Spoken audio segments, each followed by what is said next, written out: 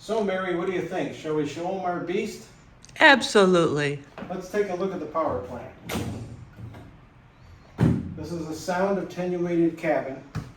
It's got acoustic paneling on it. And here's the engine.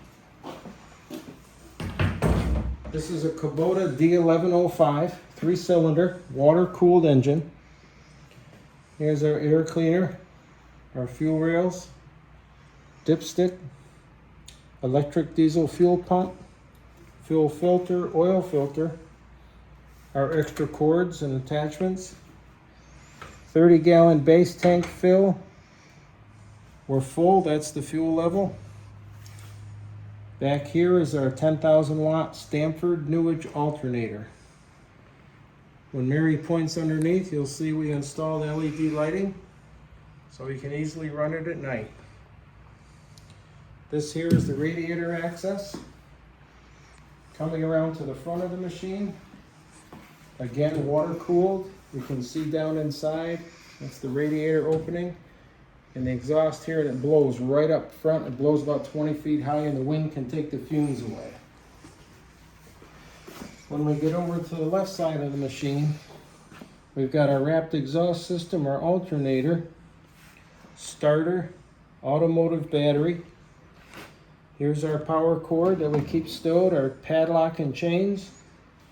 And we custom wired a primary and secondary connection because we can run 2 houses at the same time with this machine. We have external power.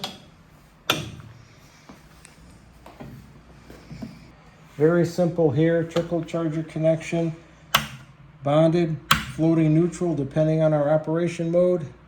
Lights on, lights off. Only 63 engine hours. We put it up on wheels. It makes it somewhat easier to move, but it is still a lot to move. You need a car jack and a bar, and it's a lot of weight. So this is our power plant. Kubota, custom built Kubota water cooled diesel generator.